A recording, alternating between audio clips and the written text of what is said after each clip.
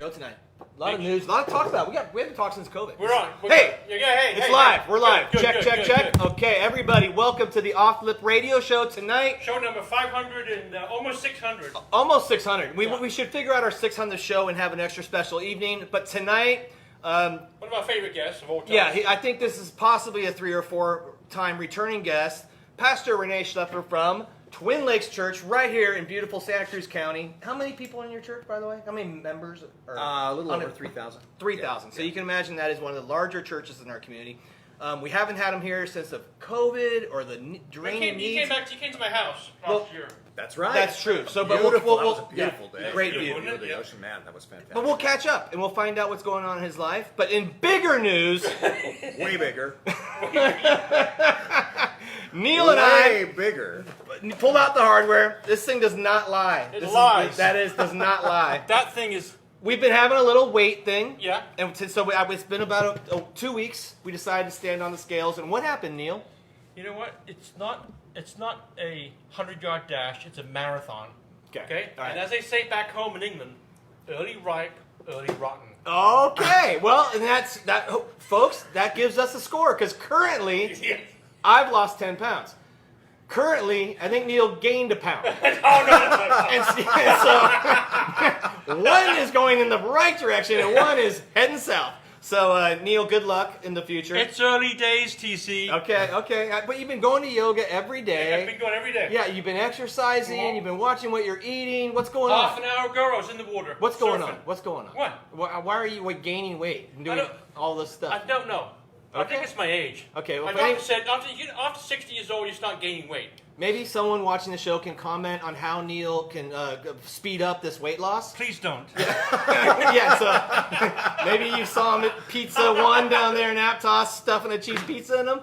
So let us know if there's something that we can go from there. But apart from that, more importantly, Pastor Rene's here. Pastor. I got questions for him. Well, I say welcome back first and foremost. Hey, man, good to see you guys. Yeah, it's you great too. to be back. Thank you for having me on the show. I always wonder kind of like why you even have me on this show, but I love being here and hanging out with you You're a guys. pillar of the community. We say that. We also said that too. Yes. We also said that. Like, again? That's right. So what's new with you? I mean, we haven't. You had that visit with Neil. I haven't seen you in a bit. Let's start. How about we start when the closure happened in Santa Cruz County? Oh, yeah, sure. How did that affect your business? I know the church was closed. My business. Hey, all right. But you were closed. Yeah, I mean, like everybody around here, every church, every place had to shut down, and I heard that there were communities in the states where churches kind of rebelled and kind of gave the middle finger to the government, and they're like, we're not gonna shut down, and chose to frame it as persecution against the church or something like that. I'm not aware of any churches around here that did that. I think everybody just decided, you know what? We trust our county health officers. We're going to follow the county health mandates. Did you have meetings in the war room about that though? Like, are we going to go rogue, or what can we do? I mean, we didn't. We never really entertained the "Are we going to go rogue" thing, but we did. We did have the board had to meet about it. Met a couple of times. What are we going to do? We actually decided to close before the mandate came down, just because we'd heard about COVID and we thought it was the responsible thing to do. There's this contagious disease going around, and thankfully, like you guys have set up with this, we already had virtual church set up. Pardon me, people were already doing it. We already had a camera system set up for church, and I was already. I do these little daily morning podcasts at 7:00 every morning, just on my iPhone. Little 3-minute little podcast, and so that was already all set up. So we were positioned well where people could just jump in on that. But it was wonderful at first, and some people in the church organized a thing where they had cardboard cutouts like you saw at the Giants Stadium. So the whole congregation posed or sent in pictures of them, and some of them sent in pictures of like Chewbacca or like Jabba the Hutt. And so one Sunday we went to church because we're preaching to an empty room. Right. And exactly, their cat. Mm-hmm. And so I look out into the congregation and I saw, it was a total surprise to us. And there's all these cardboard cutouts that some people in the church had gone to great effort and expense to put together. That was funny. I saw pictures of that. And there they all were. And right. Like I said, there were most of the people, and people wanted their pictures stuck where they normally sat in church.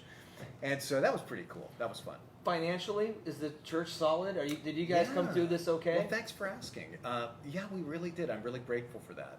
Somehow, because of people's just generosity, not only were the bills of the church paid last year, and we did not have to lay anybody off except for after our camp burned down during the CZU complex fire. Our whole camp, Camp Hammer, burned. Was that gone? Camp Hammer's gone? That's gone. It's gone. Is there a future for Camp Hammer? Well, we believe there is a future for it, and we're trying to figure out exactly what that is, exactly what shape, because it's tough to get insurance these days up there. I bet. So, but that's gone, and that was tough. That was really the toughest part of this year. We talk about COVID, and we weathered that well, thankfully. The church stayed together, and the finances are fine. And in addition to just paying the bills of the church, this is unbelievable, but the congregation rallied to provide 2 million meals to Second Harvest. The most we'd ever done before was 1 million, and it went up to 2 million. And when the CZU complex fire hit, we turned the whole church into an evacuation center. Right. The whole parking lot, we provided sewage and Wi-Fi and power and meals and a doctor and a nurse on campus and all that kind of stuff. People had the motorhomes there, didn't they? Yeah, tents. And it makes me sound like you were busier than ever. we were busier than ever. Yeah. We were just working 10-hour, 12-hour days, 7 days a week. It was intense for the whole staff. But also, you know what? Fun, because nobody gets into ministry. I mean, just try to imagine the psychology of somebody who would want to get into church ministry. They don't do it to just do the same old, same old. They do it because they want to help people. Right. And so suddenly, everybody needed help. And even though we couldn't meet in person, we were having, free COVID testing and drive-through communion and the evacuation center. And so, in a way, for the staff, it was invigorating because we were helping. We were doing what we wanted to do. But it was like you're doing triage or something too. Like you're supporting the community in a different way. They're helping in all kinds of different ways. Right. Not the usual 9 to 5 monthly. Right. Exactly. All different ways. And I think, honestly, for most of the staff, that was pretty exciting. Yeah, that's what I was going to say. Yeah, it really was. And then incredibly, in the midst of all of that, we also built a new building. It's our college ministry center that has a coffee house called Loft Coffee, and it's open every day of the week except Saturday right now. Great new coffee shop. We just opened it in August, and that was paid for without any debt, in cash. Wow. Incredibly. That's awesome. And what's amazing to me is that building has been on the master plan of that church for 50 years. 50 years ago, that building was on the plans. And we tried so many false starts you know how hard it is to build stuff around here and get stuff started.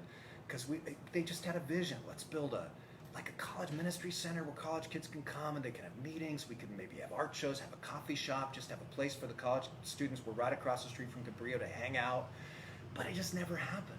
Half a century of stops and starts, and it just kind of, you know how it is. Right. You try to make something happen, and it just doesn't happen. Is it happening and now? then Is it happening during now? a pandemic year, it gets built. Right. It's open. It's done. Wow. How does that happen? And it seems to That's me a like just miracle thinking to me. about college kids is like you're kind of there with your family through your elementary, junior, and high school years. Right. And then when you become a college-age student, you're kind of on your own now. Sure. And even at your church, you're almost left without a home, kind of in a way too, because you didn't have that. Not anymore. Exactly. Yeah. So it's what a great way to keep the flock, and have a place. And have And a place a for meeting those place. conversations and it's turned into that instantly. I mean, it's only been open a few weeks, but I try to make it there every day. Just bring my laptop. I gotta go hang check it out. I'm gonna go check How's it the out. check almond it milk latte? Is it pretty good? Oh, it's very good. Is it? Yeah. You know what my drink is though? What? It's the regular drip coffee with steamed macadamia nut milk. What? That's my new thing. That's good. It's Wow. salty Wow. and sweet. So they have Like you, Neil. macadamia. Yeah, thank you. So Thank the you. plethora It's salty and sweet like of me. milk you can drop in that coffee. A veritable plethora. Wow, of- that's of a insane. myriad of milk. And I want to talk about mental health of the church. okay. Because during the coronavirus, it seemed like mental health was an issue in all walks of life. Mhm. Did you see an increase? Yeah. Was Oh, yeah. your phone ringing more? Of, Yeah. I need help. Yeah, unbelievable. I would say 3 times what I'd ever seen before in my 28 years of ministry at the church. At every level, generalized anxiety disorder, all the way up to suicidal ideation. And we work at Twin Lakes. We work really closely with mental health professionals, with county mental health. One of our pastors, Valerie, is on the board of the county mental health board, and we have an annual mental health conference there for the whole county where we bring in professionals. And so we're lucky to have those resources. Did you see more kids? Did you see more teenagers? Yes, yes, right. Definitely more teens and younger than teens. But everybody was pretty rocked by this. I mean, it was an existential crisis for everybody, especially early on. It's amazing what human beings can get used to. But especially early on, people were like, wow, I mean, like I could die before the end of the year if I catch this thing. And so I think for some people that produces anxiety. For other people, I saw produce kind of a reorientation. Like I'm gonna do more. I'm gonna volunteer more, like at our evacuation center. So we saw that too. I think that's one way people responded to some people responded to anxiety, like I'm going to roll up my sleeves, I'm going to plunge in. But for a lot of people, because they were encouraged for health reasons to cocoon, some people maybe took that a little bit too far and cocooned and didn't even reach out, didn't pick up the phone, didn't text anybody, didn't get on any Zoom meetings, and just kind of isolated. And I think that's what led to not only the increase in mental health problems, but also the increase in division in our society, the political polarization. People weren't talking to their friends and neighbors who maybe had a slightly different take on things and putting a human face to things. Instead, they were just in their little cocooned echo chambers. And sadly, that happened right at the wrong time. It seems like it's way easier to disagree on social media than it is in person. Yeah, why is that? I don't know. It's keyboard jockeys. You know? And I always say keyboards and coffee don't mix. You know, because it just seems like that was a big part of people in their social media battling their views. We're in a world where people have a hard time being positive and being nice. Yeah. You know, what was that movie? Roadhouse. Remember with Patrick Swayze? Oh, yeah. Remember that movie? And he's the bouncer? The bouncer. Yeah, got it. Right? And he's like, hey, just be nice. Right. Just be nice. Just be nice. Just be nice. Be salty and sweet like that macadamia nut and meal. You know, so my wife is on Next Door Neighbor. I don't know if I ever told you guys this story. And all you remember is the Ben Stone story. So Lori is on Next Door. You ever go on Next Door? Yes. So it's great for a lot of reasons, but this particular time, she's not even commenting. She's just watching this thread happen at real time. Somebody texts something along these lines. Hey, everybody, be careful about your cat because I just saw a coyote on the street. Yeah. Instantly, this erupts into a full-fledged neighbor war. Why? With people typing insults in all caps. Well, the next text is, I am super offended that you said your cat because we do not own cats. They are our animal companions. Then the next person texts, I am super offended that you only are talking about cats, and then they text in all caps, coyotes are people too! And then the next person texts, get out of my town, you tree huggers. And it just devolves from there. Lori's watching all this boom, boom, boom, boom. Is she laughing? Well, or she was shocked, and when she showed it to me, I laughed so hard, I'll admit it amused me. But it just shows me that's just emblematic of what's going on, right? You can't disagree over anything these days in a civil way. I don't know if you guys ever listen to Freakonomics, the podcast. I don't. So it's great, but last week they had this guy on. He's a Harvard economist, Arthur Brooks. And he wrote this book called Love Your Enemies. I like the title, that's catchy. Love Your Enemies, How Decent People Can Fight the Culture of Contempt. So this is this huge podcast, Freakonomics, and he's talking about it from a Harvard economist perspective. He's saying the political polarization is harming our economy because people are even politicizing like what stores they shop at. Right. You know, like people on the left or the right, they don't shop at that store anymore. He's like, it's hurting our country so much. Yeah. And he says, the problem is contempt. He said it's not just anger anymore, it's contempt, which is defined as you are beneath me because you disagree with me on any little thing. Right. You're beneath me. Right. And whatever you say is unworthy of my attention in any way. And he says that contempt creates this political polarization we're seeing. The problem is contempt is addictive. And there's a researcher at Stanford who, she's done research on this. She said contempt gives you a high and we've all experienced that righteous indignation. Right. Makes you feel good. Yeah, strong. Yeah. Yeah. And it literally chemically releases dopamine to have contempt on somebody and feel like you're better than them. Right. So it's an addiction, like a drug. That's a very popular drug right now. So he's like, how do you break the culture of contempt? I mean, you see it out on the waves even, right? Oh, yeah. It's everywhere. It's everywhere. Wow. I've become obsessed. This is something else we can talk about later with paddleboarding during the pandemic. I bought a couple of paddleboards. I'm out like every day if I can be. I'm obsessed with it. But there's a hierarchy. Janitors are not welcome in certain lineups, right? Yeah. Right. So the culture of contempt is everywhere. How do you fight it? So he says the only way to fight it is love. And he says, I know this is a cliche, and he has all kinds of research. He goes, that's the only way to fight it is you choose to do, and it's not feeling love for somebody, it's acting as if you love somebody. Like choosing to go to your neighbor who kind of bugs you and going, hey, is there anything I can do for you? Or just bringing them some cookies or something. Yeah. He says that's the only hope for our country is love. That sounds so Santa Cruz. From an economist? From an economist. Yeah, that's what he makes knows. it newsworthy. If a pastor says it, it's not newsworthy.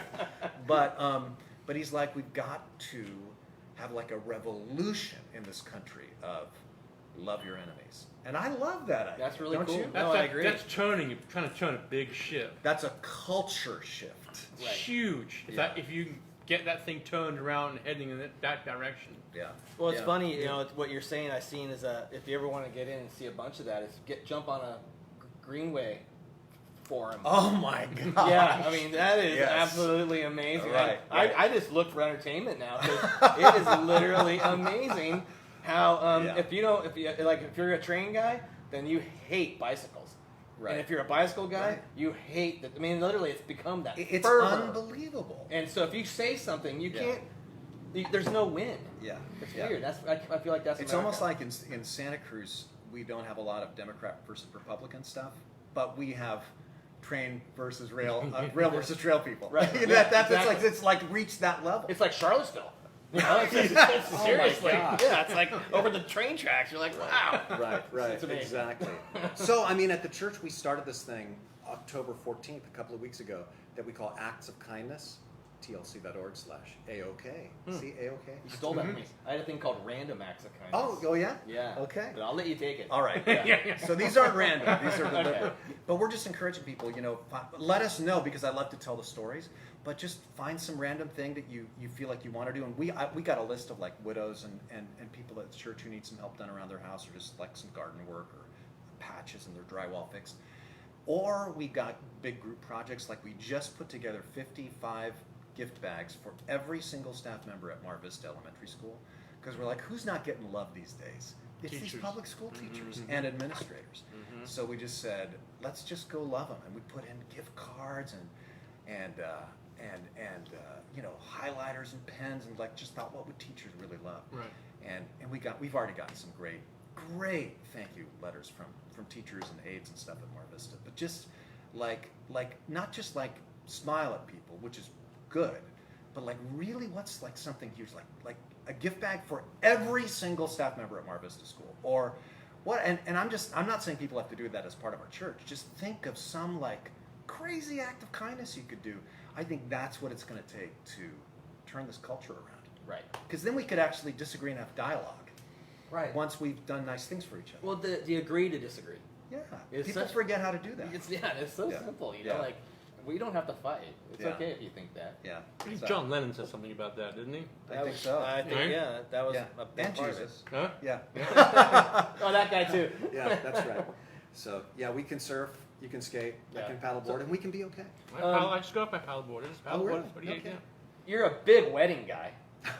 I mean, I know, is it right? Big wedding guy. And baptism is a huge But thing in Twin Lakes Church how- too. how did- And the funny thing is, and memorials the that funny- always impact the and the Yeah. funny thing is about his. Every time I see his baptisms on Facebook, I'm like, oh God. because That's he exactly does- what most people getting baptized but say. no, Oh God. this is because you do it in one of the most shark-infested waters in the I know. in the country. We probably shouldn't do that. Yeah. I always tell people you might get baptized and go to heaven the same minute. He's out But- there. You have to have a We're- shark we're out Well, the there shark guy was between- here. we're We between had Sequoia and New Brighton. what was his name? John.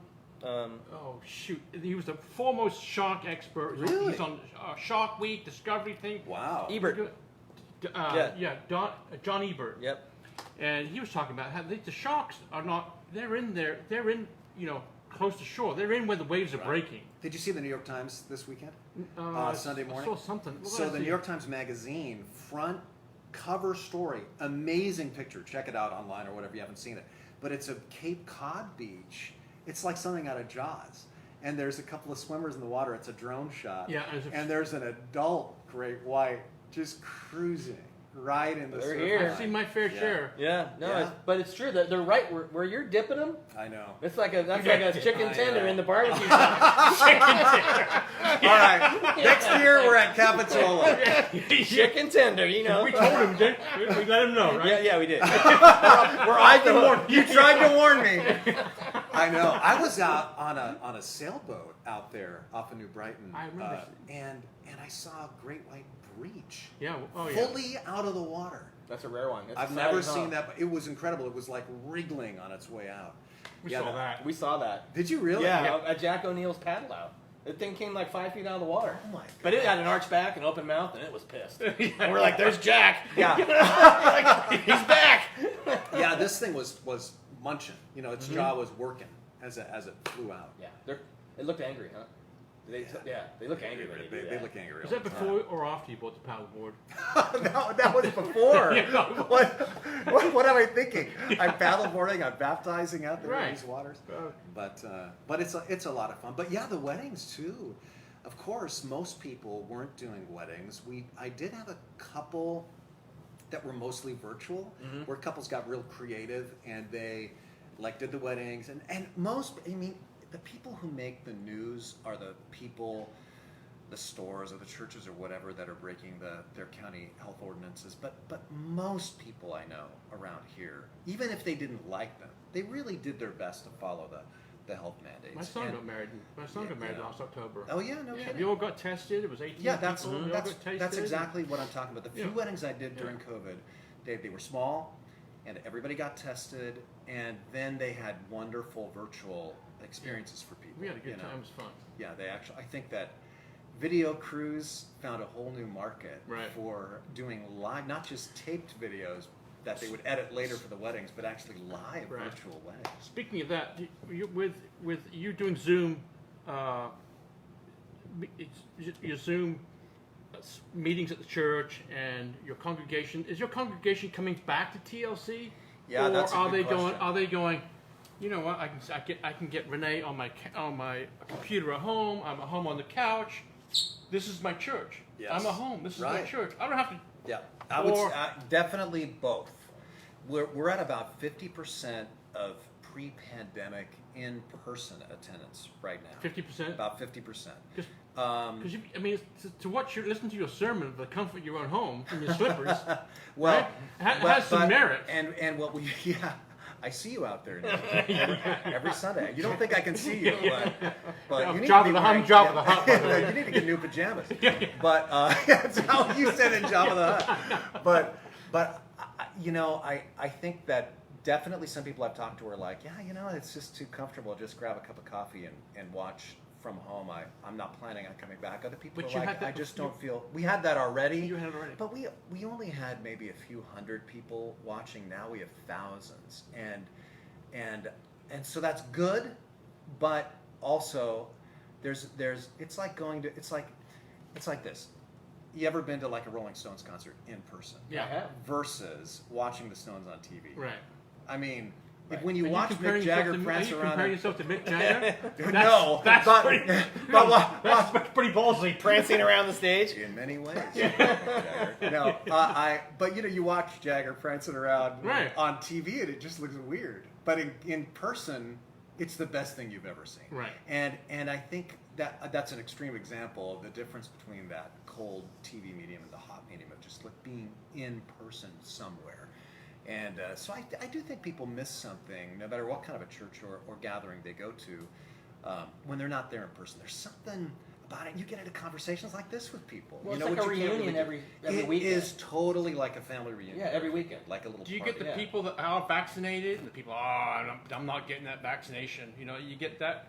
There Are is you a fighting little that? Is bit that of that. Yeah. on the bottom left-hand corner? Is that your non-vaccinated people? And Well, Is so there- so the county rules right now are that vaccinated people don't need to wear masks indoors. And if people are not vaccinated, for whatever reason they choose to be not vaccinated, they're required by the county to wear masks indoors. So we do have a sign indicating that. And, you know, for whatever reason, I'm not assuming that they're unvaccinated, but some people just feel more comfortable wearing masks indoors, even now. And I just told the church, don't bug people. Don't go up to people and go, hey, how come you're wearing a mask? Or, Right. well, how come you're not wearing a mask? Just leave it to alone. their own master they stand or fall. You know, Right. that's their business. And we do reserve the balcony for people who want to be in a place where there's only masks and there's still social distancing. So that's like still under the strictest COVID rules is our balcony. Yeah. But the bottom floor just rolls with whatever the flow of the county Yeah. health mandates are. And it's Our never- and- county's pretty highly vaccinated. Yeah. And it's Yeah. never been a problem. You know, it's like all these shows that we've done, TC, you know, the music shows. We've never had someone come up to me and say, even on Nextdoor or any one of these things, no, except Aptos.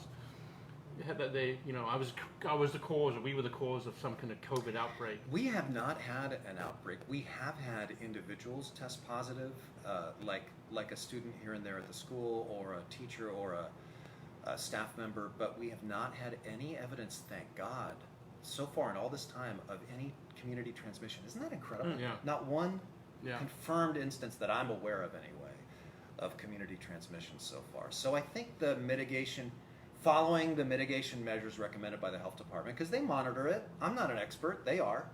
And they're like, yeah, now you can take masks off in public if you're Right. vaccinated. And so when they say that, we do, and so far so good. Yeah. You know, in hindsight now, as you look back, we did, in my opinion, a fantastic job as a I do county. too. And I do I too. for a while, I was really complaining as a business owner because I didn't feel like I had enough information from the county on how to run a business and be within the mandate. Right. You Well, know, they're as- not business people. Yeah, so Yeah. that was a little confusing.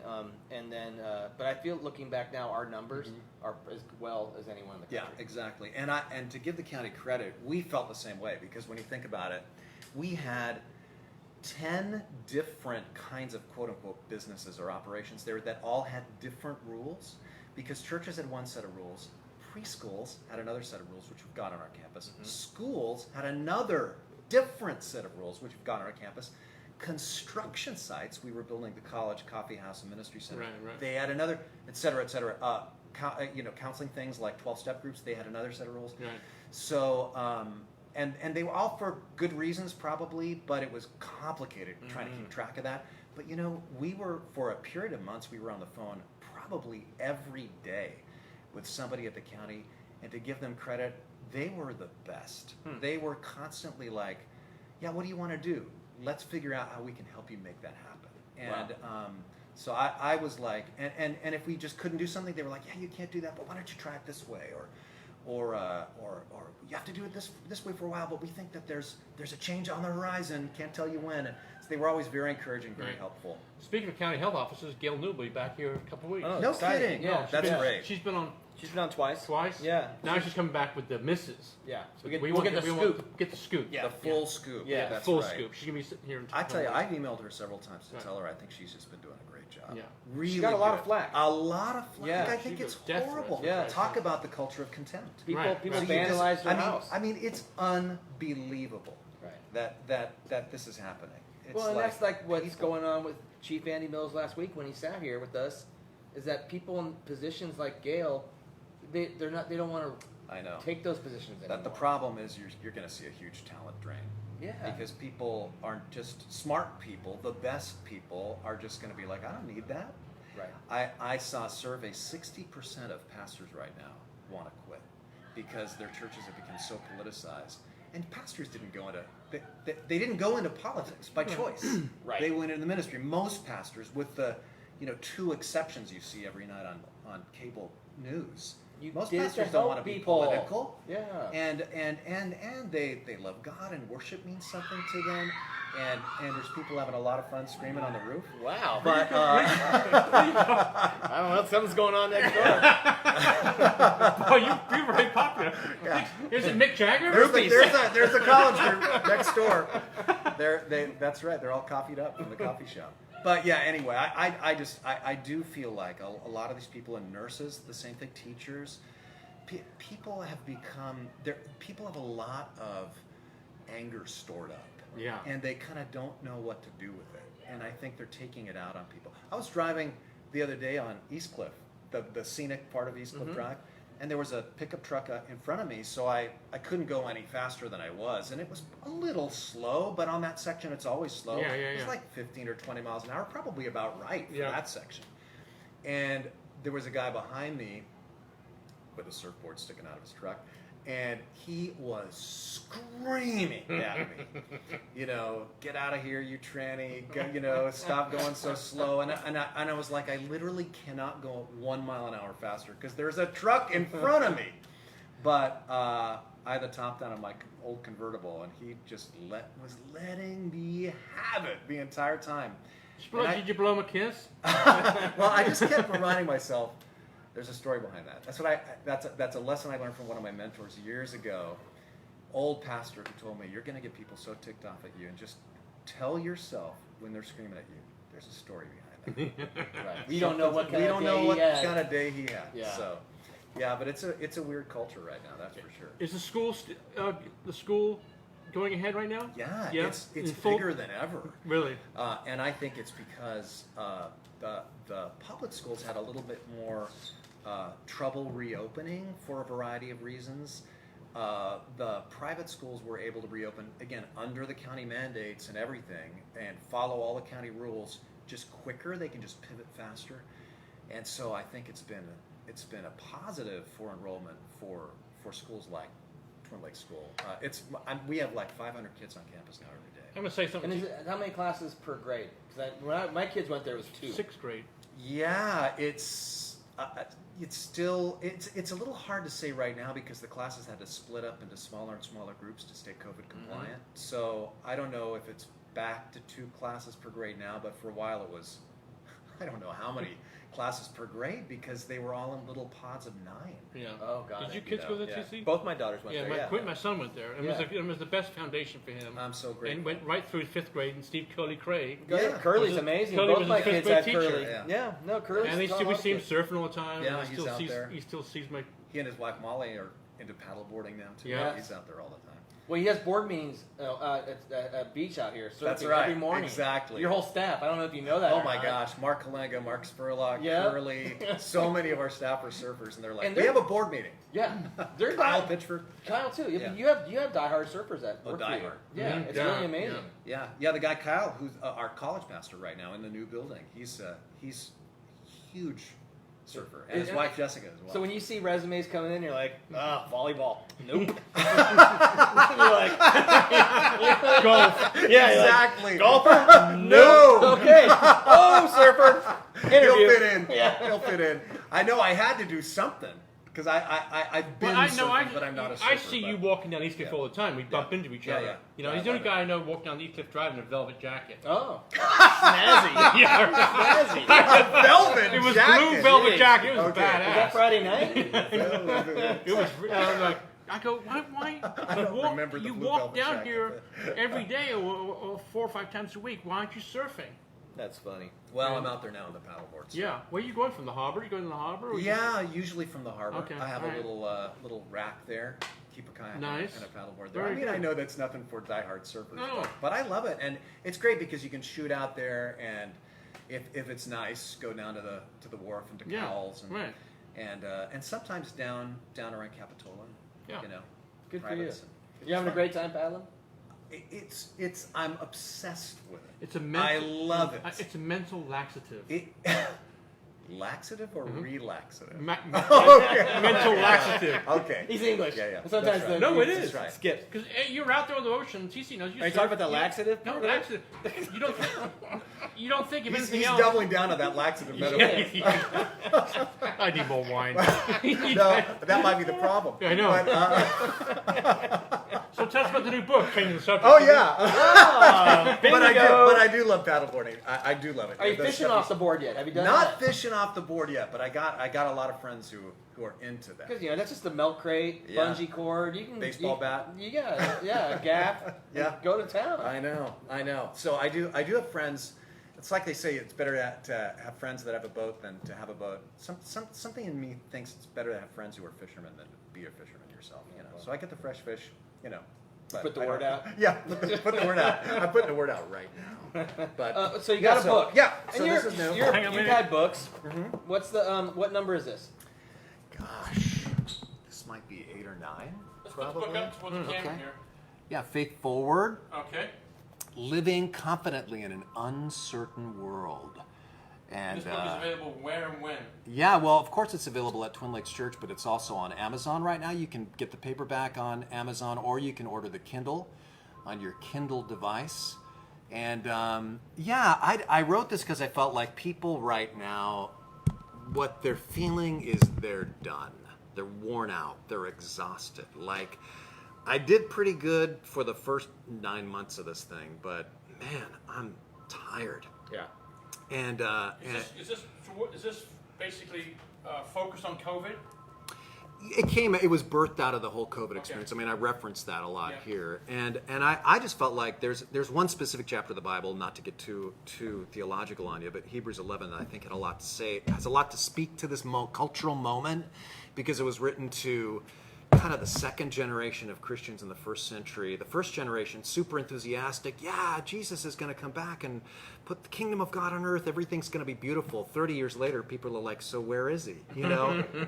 I thought I signed up for peace and love, and now it's like me and these 10 people that I can't stand anymore in my living room, and we're all fighting, and the Romans are oppressing us, and everybody's ostracizing us, and what happened to all the glory, we were promised, and they're tired of waiting for God to make things better, and you can tell from reading through the lines of the book, he's like, don't quit, don't give up, you got something here, you got something, nurture it, and so I kind of felt like that's kind of the message people needed to hear. The last thing you want to do now is quit, because however long this thing lasts, this thing's going to be temporary. It'll become, everybody says, eventually endemic, like another flu or something. Right. It'll settle down, but there'll be something else, always. Right? There's always something. So I like you gotta, the don't quit message. Don't quit. Because I feel like that's been a theme, a little bit. Yeah. And I think that message is really good. I think that's important. Yeah. And not just like, some people feel like that. I just want to quit. I just feel emotionally quit. All the mental health stuff you're talking about, just that generalized anxiety disorder. I teach a Bible study on Tuesday nights, and one of the guys there is a professional marriage and family therapist. And I said, what are you seeing from your clients? And he said, everybody in my profession is talking about what they call generalized anxiety disorder. I said, what's that? He said, that's when people tell you, man, I'm stressed and I'm discouraged and I'm anxious and I'm living in dread, like the other shoe's going to drop. Well, what? About what? And they can't tell you. It's just generally bad stuff's going to happen. Right. And no wonder people think that, because we've been on a run here for a while. Well, we're inundated with messages that bad stuff's coming. Yeah, exactly. And if you do this, bad stuff's going to happen. Yeah. And so people are living in this sense of dread, even if there's nothing precise that they're dreading. They're just like, when I was a little kid, my dad died when I was 4 years old, and we were plunged into poverty, and I remember the way I dealt with it. I can see now, looking back all these years, is this kind of mental, like judo almost, where you take opponents coming at you and you flip them over your shoulder. And so I thought, I'm going to take all these fears, all these potential things that could happen to me, and I'm going to disarm them. This is the way my childlike mind thought, by imagining them all. And if I can imagine every bad thing that could possibly happen and kind of feel it, then when it does happen, it's not going to punch me in the gut like my dad dying did, because I didn't see that one coming. And so for 20 years, I just went through the world, like reading the newspaper, like, yeah, that bad thing's probably going to happen, but because I'm thinking about it, I'm ready for it. And I think that's kind of where people are at. They're like they become news junkies because they feel like there's so much uncertainty. If only I have enough information, then I'm not going to feel uncertain and full of anxiety. But that doesn't help. Right. It just makes you worse. Right. And you can catch up on the news in 15 minutes. After that, you're just doom scrolling. Right. You are right. And so I think that's this kind of hopefully an answer to that. Like let's put our minds on something positive here. And yes, bad stuff happens, but people have endured a lot. And this, what Hebrews 11 is in the Bible, it's just a story of one story after another where the author is saying, remember this person, remember Abraham, remember Moses, remember Joshua, remember Rahab, remember Sarah, and all these people in the Bible who endured tough times, but they made it. They didn't give up. So tough times happen, but you can endure. That's the message. Right. So I love it. You want it? Very Here. positive. It's yours. Awesome. Thank you. All I right. love it. My question is, TC is a grandparent, right? Yes. I'm hoping to be sometime very soon. My son got married. It's not on the horizon, but we'll see. Are the youth or the younger generation worried about bringing their kids in today's world? That's a good question. To be honest, I have not heard a lot of that. And in fact, this is just anecdotal from my own experience, but I'm seeing a little COVID baby boom happening. Oh, for sure. Really? I'm seeing pretty much every couple I know of childbearing age is bearing children, including both of my daughters-in-law are pregnant. One, her baby is due Thanksgiving. Wow. And the other, her baby is due Christmas Day. Oh, wow. That's And exciting. so that's pretty exciting. couple months. And my daughter had a baby earlier this year. So we're experiencing it in our own Well, family. that's, after you've the already- Loma Prieta earthquake, there was a giant spike, too. Interesting. Yeah, And that's the kind I of really thing that feel like happens. people are going the other direction. They're like, we want to create life. We want to raise a family and be positive and be a happy family. I do see some people cocooning, but I see the younger people that I know kind of enthusiastically going the other direction. Yeah. Right. And it's not just like we were cooped up and we didn't have anything else to do. I think it's really like a choice, like we want to start a family. Well, that's good to hear because earlier, like we were talking about how there's also that opposite of how the younger kids, maybe even a little younger than that marriage, Right. family age, but Right. that 18, 20-year-old kid struggling. Correct. I think those are the ones I'm a little bit more worried about because the ones that are married and are in that maybe mid-20s age or something, they kind of were already launched. Mm-hmm. But it's the 18 to 20-year-olds that are like, whoa, we were on the launching pad, and then the launch was called off, and they're kind of paddling in circles a little bit, I think. So The teenagers. yeah. Do you guys see that too? I do see it a little bit. I mean, especially being in the business of a youth-based business. Sure. But I feel like some kids really grew within their hobbies. And for sure. Outside of Yes. that. So if you had a strong hobby or something that you were able to do that you loved, they had giant growth. Right. But if you were At least in their hobby. yeah, exactly, right. But Yes. they were able to stay occupied, Busy. with a happy activity, Right. And Right. I think that if you didn't have that happy activity, Yes. I felt like a lot of kids struggled not having that.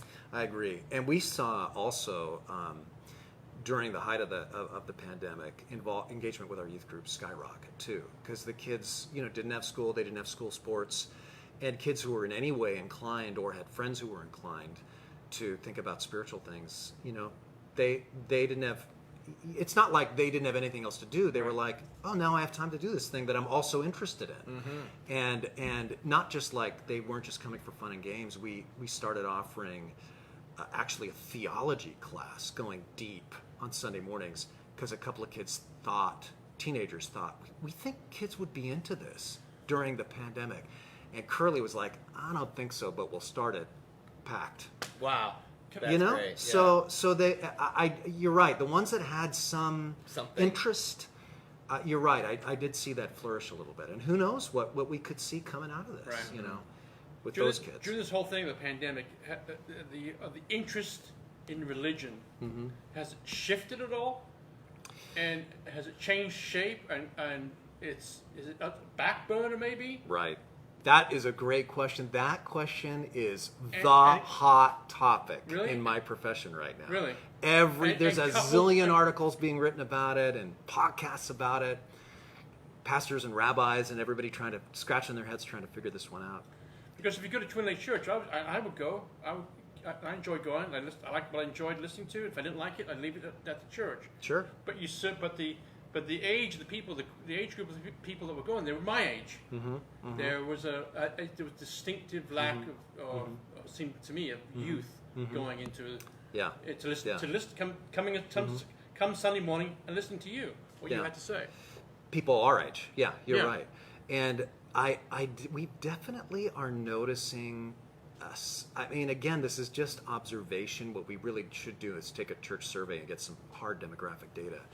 But I'm definitely noticing an increase in those young families we talked about. And conversations every weekend. I'm having conversations with a new young family that I've never seen there before. Oh, this is my second time here or whatever. And started watching during COVID and now starting to attend in person. I wouldn't say it's big numbers, but I would say there's a little bit of a downward shift. And the older people are a little more guarded because of their own safety. And so that's probably contributing to that shift a little bit. That is a good question because it's definitely going to be different for everybody, like around the world. Across our nation.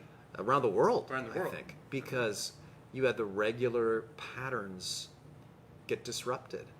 And I think that's the case for a lot of things. Movies, what's going to happen to movies after this? It's going to be, some people are going to be enthusiastic about going back, but some people may never go back. Well, I have to go see James Bond. Whether the whole movie theater could be filled with people with COVID, but I got to go see. Have you seen it yet? No, not yet. Have you? Yes. Is it worth Oh, you seeing? did? Well, Movie review? I got opinions on that. You really want my movie review? Absolutely. I mean, there were moments I liked. It was a long It movie. was technically well done, well acted, but I thought it missed the mark for me. Right? Okay. Yeah. I wouldn't go see it again. It was. I don't want to spoil it for you. No. But to me, there was a lot of stuff in there that I thought to myself, the actors had a lot of influence on this script because there was a lot of like James Bond emoting and different characters. Long death scenes and this is the kind of stuff actors love, and it's not what I go see a James Bond movie for. That's interesting. I want to circle back. Yeah. There's two things, since you've been here tonight, that you talked about that I want to circle back on. One is, you said your Chariot is a convertible. Yeah. Yeah. Okay, so what's the Chariot? Toyota. Okay, so in my life, Okay. I've had 3 convertibles, and I always buy them used because used convertibles are cheap, and I just love them. So first, it was a Fiat X19. Ooh, Nice. the little wedge. That little was wedge. that was a bad car. Yeah. They're actually kind of getting collectible right now. Oh, They're really suddenly, desirable, when yeah. I bought mine, you could get them for nothing. Yeah, they were I giving bought them mine away. for and like- suddenly, I had a friend of mine give me one here. Take right. this. Well, that's essentially what happened to me, and it was in great condition too. But then we moved to Tahoe, and it was like, well, I could turn it upside down and use it as a sled. Yeah. This will never get through 2 inches of snow. So, but then when I moved back down here, I got an old Toyota Celica conversion. And so it was a red Celica beat up convertible, which I loved. But then we had grandkids, and there's really no back seats to speak of, even in those. So now I'm kind of embarrassed because it's kind of the middle class convertible, but it's a like Solara. Solara. It's like 3 of them in this town, the same color. Yeah, Well, the yeah. Solaras are kind of a neat looking car. It's a white Solara. Yeah, okay. And tan interior? no, gray. Gray? Okay. And tan interior. I wouldn't get tan. I'm just saying. No, I'm just kidding. I'm joking. But I bought it from a guy over in San Jose who had it for like 10 years and kept it pristine. I mean, unfortunately, I have not kept it in as pristine condition. But I grew up here, and I've lived in San Diego and Santa Cruz and then Tahoe during the summer. It's living in California. You got to have a convertible. So you have the top down here in Santa Cruz. Can you even drive around? Or are people like, hey, Rene? You got the baseball. Stick out like a sore thumb Don't in you that love car. that? Oh, you guys have the same thing happening He's to got you, the right? Giants hat down low. Is it low? I wear my blue velvet jacket and nobody. Oh yeah, that was But I'm sure you must get just the Oh yeah, you know, yeah, I all the love time. It. Oh, I love it totally. Yeah. People, You're just waving everywhere. all throwing the time. stuff into my car. And That's all kinds amazing. Of stuff. I think Yeah, you got the it's Man cool. of the Year award. You actually took that down. You took the man of the year at the Aptos parade. The 4th of July parade. Weren't you sitting on the back I of it? I was. Yeah. And I think my son or somebody was driving it. It Yeah. was That's fun. awesome. Okay, so my next one was earlier in the show. You told us that you had a 2 million meal goal with Second Harvest Food Bank. Right. I want to circle back on that. Which we met last. Well, we didn't have that as a goal. Our goal was 1 million. And you were able to they brought create in enough money and food for 2 million meals. To me, that's just an astronomical number. Yeah, Willie from Second Harvest, Willie Elliott McCrae. I don't know if you've ever had him on, but he's the retiring legendary director of Second Harvest. He told me this week that that's the largest single contribution from a church in America ever to any food bank ever. Wow. Isn't that amazing? Well, that number, That's amazing. that's why I Yeah. wanted to circle back on this. Yeah. You, I'm during so one of the grateful. toughest Thank times God. in American history, you and your church were able to create 2 million meals. Yeah.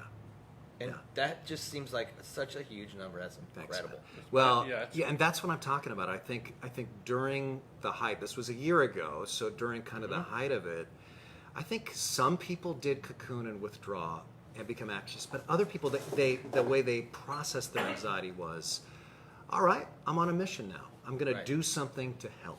Right. And I don't know. Again, I didn't make 2 million our new goal. I still said, well, let's try Go for a try million to again? go for 1 million again and see what happens. And I don't know. I mean, I'm putting my finger to the wind and wondering whether we're going to witness a little bit of compassion fatigue, because there's been so many needs.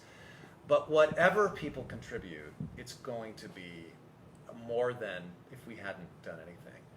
And what I usually do is I try to challenge our congregation. If everybody in our congregation, man, woman, and child, ponied up $100, and some people can't do that, some people can do more, but if we averaged 100 per capita, that would be enough for 1 million meals. Wow. So it adds up. I just can't imagine. It's just mind blowing how many people opened those meals and had a meal, Yeah. and Right. was like a game changer for them. Their mental health, Yep. their health, That's right. their outlook, Yep. their faith in humanity. Yeah. There's Oh. so much that comes Yeah. with that. It So, doesn't just feed people; it feeds hope. for sure. And congratulations. That's when Thanks, you said that. I've been thinking about it ever since. Like, my God, was that since you have started? But just last November. that's in 1 year. Yeah, and basically 3 weeks. Wow. Yeah, last November. That is incredible. And now Incredible, we huh? got 3 weeks to go Yeah, amazing. till Thanksgiving, basically, and that's when this one ends. So we'll see. TLC.org/food. That's the URL. Well, if people want to See, contribute. TLC. Say that again. So if people TLC watching, if they Yeah. want to help out, then I'm Appreciate sure that. any Thank you. volunteers can go a long way. Absolutely. Say that one more time. Yeah, TLC for Twin Lakes Church. Yeah. TLC.org/food. Okay. Incredible. Yeah. I'm so proud. Thanks, I mean, man. when you talk about community, Yeah. I mean, to me, that's like the icing on top of a Yeah. cake of community. Yes. Yes. To have your congregation work, that was incredible hard work to do. You had to ask favors. Yeah. You were asking grandma to kick down money. Yeah. I mean, I'm sure. That's right. It was like a hustle Yeah. to do that. Yeah. Yeah, and I had And your team, the team that you have underneath you, it's large. But the Right. team's listen, I'm like the mouthpiece, but Right. the team is unbelievable, Right. both on staff and the volunteers, and just the congregation is incredible. Yeah. But the stories that I could tell you of like little kids who set up lemonade stands and stuff day after day to raise their $100 just because I, in some sermon, kind of set that as a goal. But when you give people goals, and that's an achievable goal, and then when they see how much a few people, when they just put that together, how much they can accomplish. Because Second Harvest, for every dollar contributed, 4 meals? It's 4 meals. Yeah. So that was $500,000 that for the 2 million meals. But what's incredible to me is during a year when all this was going on, people were not only paying the bills of the church, but contributing to all this money and putting up that college ministry building with no debt. Right. It was Wow. all paid for in cash. Right. So that, to me, honest to goodness, to me, that's like a miracle. And you just built the skill building too. That was a couple of years ago. Yeah. That was recent too. That That's school right. building. Yeah, the school building I think it was 4 years ago. Yeah. Yeah. The yeah. coffee shop, down at the church is Yeah. open to the public? Yeah, Anybody absolutely. can go in there? I mean, it's good. Are there coffee. bagels and stuff too? There's bagels. We're going There's in, TC. avocado toast. Really? Okay. There's little. Could be a new spot. I love it. No, it's You great. know, it's a super cool looking shop. Free It's Wi-Fi. Free Wi-Fi. Fast. I am wondering whether or not this is true, but I believe it to be the fastest public Wi-Fi at a coffee shop in town. It is blazing. You heard that right here, folks. Yeah, Blazing. It is amazing. And And you have macadamia. macadamia nut milk. Yeah. Yeah. And all the coffee drinks and we serve both Verve and Copa Vita coffee. And Verve's been great to work with. They've really helped us get this thing cranked up, and That's they've been great. so kind to us, sharing their expertise. Yeah. Well, that's awesome. Yeah. And that's a local brand as well. So Yeah, that's right. that's- You know, a lot of people. It's something I've picked up lately, living in Santa Cruz, is people are like, "I'm moving out. Santa Cruz is driving me crazy." You know, the rail versus trail thing. Nothing can ever get done over here. There's always local activists object Right, to everything, right, whatever. right. You know, Yeah. all the stuff you hear. But like you just pointed out, honestly, I get how it can drive people crazy sometimes. But truthfully, I love Santa Cruz, and I don't just mean the palm trees and the redwoods. I mean, I love the people in Santa Cruz. I know they're quirky and they're crazy, and sometimes they lose their minds. But stuff like we just talked about, you know, and people in Santa Cruz do pony up. They do, and all kinds of churches did good things, not just our church, and all kinds of organizations did good things. We have an incredible Rotary Club here too. Incredible stuff like what you guys do. It's a wonderful community. That in the end, even though there's all these conflicts, in the end, I think the people here really do care, and they really do come out Well, for the community. it gives us a chance to have a show, and B, when you walked in here and you're like, Neil, what the heck am I doing here? Why did you invite me? This is why we invite you, because there's people like you and a lot of others on this. A lot of others. Yeah. TC knows we've had some incredible people here, as sitting in that chair or we're at the station, radio station, whatever. Incredible people. You know, I found one of the things you just said about how negative some people can be in this town. I found a lot of those people, they've been here like 5 years. You know, yeah, and the people who have spent generations squint and it's paradise. Me too. You know, and I'm not as open-eyed as it Yeah. used to be. You Yeah. kind of have to look through the I fog. get it. Yeah. But to me, it's still paradise. Right. I feel like our police force has their back against the wall, and until that can change to support what the community needs in regards to crime and homelessness and drug addiction and so forth. It's going to be a while until we see our eyes wide open again. Yeah. But it's still a paradise. Yeah. And I think most of the public servants I know, the electeds, they're genuinely in it because they want to do something good. And I was with three of them today. Oh yeah. To this Measure A Children's Fund, they're taxing cannabis dollars for kids. Oh yeah. Right?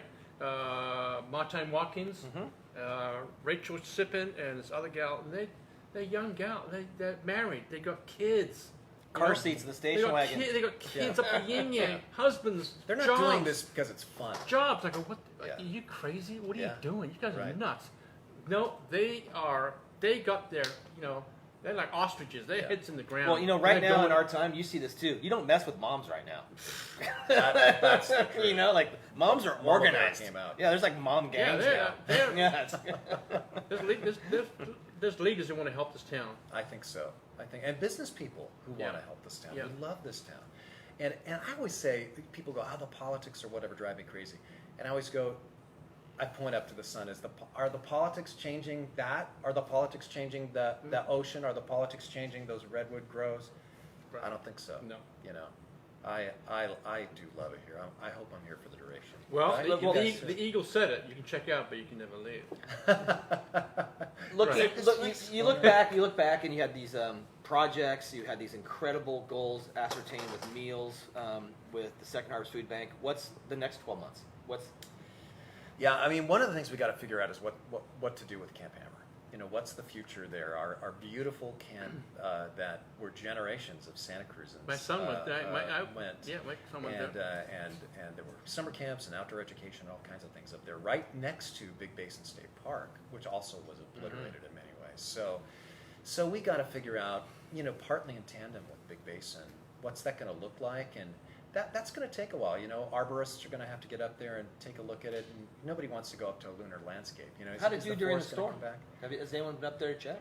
I have not been up there to check since this last storm, but I think it was all right. Yeah, we went up there for several months before the storm and did winter prep and did a lot of bulldozing and put in rocks in strategic places and stuff like that. So that's one thing, but also we've got, as you guys know, because you know the facility, we've got 4 kind of ratty portables where that was where initially the school doubled before the new building.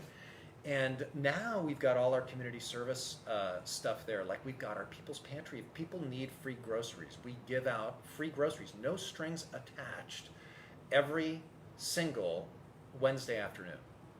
They just have to drive up. It's a drive-through. Here's some bags of groceries. And how many bags you get depends on how much food we got to give.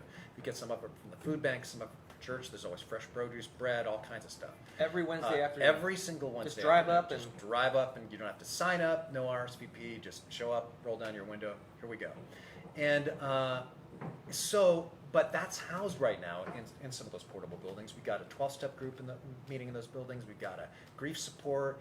Other groups like that. So what I'd love to see now, this is not anything official. This is just a dream. I've not yet kind of newsworthy announced right this. here, Neil. This is This is it. it. This is literally the Drum first time I've roll. ever said this in public. But what I'd love to see is kind of our next facility be a community service center where community services like that can be centered. And that's one of the beautiful things about, I think, when churches are healthy, is it's a way to get community buildings that don't cost the community anything. Right. Right. And I would love to see that, a permanent home for food distribution, a permanent home for the support groups and stuff that we offer. Which is awesome That's because very people cool. have these ideas and dreams and desires to do that, but they can't afford a roof. Yeah. Right. And so Exactly. there's people who have That's the right. energy and That's they right. want to make change, Yep. but they It could can't. be a little incubator. Right. I mean, it could be this next Second Harvest Food Bank. That's right. It started, I'm sure, in a little portable building Yeah. when it was originated. Right. So Right. if somebody has that desire, to, again, go to tlc.org / community outreach. Well, they could just email me, Rene at tlc.org. But that's what I see as, and that's something. I mean, this is like totally the dream level. We have not put this through the board or the congregation or anything yet. But some things gotta go in that place, and that seems like a natural to kind of build a better launching pad for the things that are already happening and are flourishing Right. in ratty portable buildings. So I think that's a big thing. Yeah. So and Wow. yep. Well, go ahead, Neil. No, go ahead, TC. I was just gonna say, I congratulate you and your congregation on the efforts to give back to our community. Thanks, man. Yeah, I think that's amazing, and it's been since forever. My kids went to school there 20 years ago, and they were the church was doing it back then. Yeah, it's a great That's place why they're to there. send your Yeah, kids. over It's a there. great foundation for your Thank kids. you. It's a great Thanks. foundation. Thanks. And I always want to say genuinely, because I go to breakfast every month with a bunch of other ministers in town. We've got some great churches in town. Right. I appreciate everything you say about Twin Lakes. There's some good men and women that are doing some really good work. Yeah. And I know the rabbi who's nearby our church, and good people. Well, I think socially, people new to the community, when you go to church, not only do you get maybe your spiritual uplifting, but you actually meet your neighbors and True. the people that live here, and it just creates a network and support. Yeah. And you can't get that virtually. No, No, you and come can't. back Yeah, in no, person. exactly. But Yeah. it's huge. My daughter recently moved to Bend, and she's not really religious, but she wanted to be a part of the community. And so she went to a couple of different churches and found one that I think she's really going to spend time in. But it's the community aspect of it, which is Yeah. great. Yeah, And exactly. this community needs more community. Yeah. And you know what? Honestly, stores like yours, you see that here, right? It's a community Sure. hub. I agree. And yeah. it's not just a store. Right. For some kids, this is their church. This is where they go. It's like the belly up to this bar. Well, yeah, no, I get it. And this is where they go to meet their friends and not just kids, you know. And the best business Kids. owners in Santa Cruz have created that at their businesses. Gales, or Verve, right across the street here. You know, that's that community thing, and that's again, it's something that I love about Santa Cruz. You do have that, and I hope we never lose that. We have parents and kids coming here. Parents come in. for sure. Parents Yeah, come no, to see. yeah. Yeah. Boards when that you- they used when- to skate on. Right. We yeah. have, but we have an open door. Like churches have Yeah. open doors, Yeah. and you're welcoming to anybody, and so that's kind of how we treat this as well. I'm gonna go back to Ethan Behrman. Oh yeah, Yep, Oh right? yeah, good old Ethan And Behrman. Ethan Behrman Number is a one. friend of yours and Yeah. and friend of ours. Remember teaching him to surf. He sucked. Oh, he was Wow. wet cat, yeah. Right? Oh, One yeah. and done. He was Yeah. one and done. Oh, And he reminded me the of curls you. went straight. But, That's do you funny. remember what he he's said? such a big guy too, right? big, He's yeah. really oh, tall. Fox News. Blah, blah, Oh, yeah, blah. no, But I mean, physically stature-wise, big. Oh, isn't physically, it, isn't yeah, it he's a harder big- for people to surf when they're super tall? Yeah. Well, just getting up sometimes is a little tougher when you're bigger. Right. Yeah. But I never forget this. What he said. I don't know if you remember this, but he said this. This is like years ago when we first started doing the show, or you were coming on the show, because he liked our show for whatever reason. I know, huh? It was weird. Right? And he goes, hey, so who's coming on your show? Who's coming on your show next week? I go, Pastor Rene Schlaepfer from Twin Lakes Church. He goes, let me tell you a story. I go, what? He goes, I'm Jewish. I go, yeah, I know you are. He goes, I donate to that man's church every week or every month. I go, you do? You're Jewish. I go, what do you do that for? He goes, because that guy is the closest thing to Jesus walking Oh on the my earth today. goodness! Wow. That's what he said. That was before he knew me well. That's what he said. That's Well, what he said. that's kind and vastly But he overestimating did. me. But he did. You know, he Yeah. wasn't out to. He wasn't Yeah. like blowing. He just. That's what he said. Yeah. And you're enthusiastic with what you do. Is this a forever thing for you? I Ben hope Stone's so. done. Yeah, Ben I mean, Stone's it's- done. I mean, hope so. but, I mean, yeah, Yeah. Because someday you might want to hang out with grandkids and not have to hustle so hard. You know, I mean, I think obviously, there'll be a slowdown, but I do love the grandkids. In fact, right after this show, I'm going back to my house because we're babysitting the grandkids tonight, so mom and Well, dad that's can why- go on a date. That's why Chief But, Andy Mills is leaving. Well, yeah, Be that's close to right. his That's right. grandkids. Close to his Yeah. grandkids. But no, I don't want to leave. Who knows? I might have people come after me with pitchforks and have to run for my life. But You I'd will. love to stay and continue to serve the community for sure. Well, and the community would love to have you stay. Oh, Yeah, thanks. just so you know, because Thanks.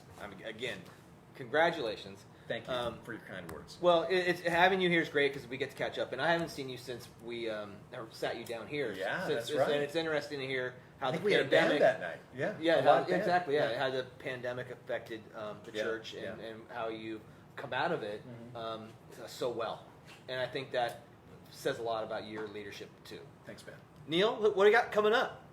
Next week? Next week, we're gonna have our first show at the new store in Capitola. We're gonna have a band. Band. Well, it's top secret, but we have Top a secret big band. band next week Big band. at the new Santa Cruz Apparel in And Capitola then- Village. Right, and just people know the Midtown Block Party. Friday night. It's the last one. TC, you got to come down. You know, I saw storm damage over there. Palm no, trees it's all fell taken care over. of, baby. I drove by and it was Yeah. all cleaned up. But No Malacadoge is playing. oh, I will go Friday night. I love No, those guys. no, Oh, that's just great. right. So if listen, that's the last show. So if you live here in town, they're a great band. Great- They are an amazing, Great band. feel good. 111 SoCal Avenue, right there by Whole Foods, by Seabright. Midtown Block Party starts at 5. Music's at 6. Three food trucks. 30 vendors. It's gonna be a big Big bash. last, the big Big last bash. hurrah. Fantastic. That sounds amazing. That's Renee. great. One more thing. Somebody who wants to come see you. When are you on stage? on stage. Cabaret. Yeah. when can they come and watch Strutting you? like Mick Jagger. Yeah. Yeah, so Saturday nights at 6 p.m. Okay. Sunday mornings at 9 a.m. and 11 a.m. And this Sunday morning is going to be, 11 is going to be our last outdoor service. Just like you guys are doing your last okay. block party. It's going to be our last outdoor. So we've been outdoor all summer long, but we're going to move indoors the next week. So yeah, Saturday at 6, Sunday 9, Sunday at 11. We're on Cabrillo College Drive, right next to Cabrillo College. And they just drive up, walk in, say hi, have That's a right. seat. That's It's right. free. All right, Yeah. and get to watch it's Mick Jagger. free. It would be. I really think people will enjoy it, And I think it'll surprise them a little bit. I think it's a little bit different than, if people haven't been to church in a while, I think it's different than they might anticipate. I can imagine just from your vibe and how your personality. Yeah. Okay, well, Thank great you to for see having you. me. Welcome back. Thank Renee, you. thank you. We'll have you back next year. We're going to catch up and Yep. how Once a year. what happens. And to anyone watching, you Thank can you. see him on Friday, Saturday, And Sunday. the Peace, book. everybody. Yeah. Books right Oh, here. the book, yes. Books right here. You can pick it up at the church. Yep. You can also get it on Amazon. Right. Yeah. Okay. Okay, love cool. it. We'll see everybody next week. Thank you for tuning in. T-Fox, allowing us to be on Santa Cruz Waves. That's awesome. Everyone who tuned in, thank you very much. We'll see you next week from the new Santa Cruz Apparel Store in Capitola, California. Yep. Love it, Neil. Good night. Renee, thanks for coming. Thank you so Yeah. much. Good night, Thank you, everybody. Renee. Thank you very much. Woo! Neil, looking good, buddy.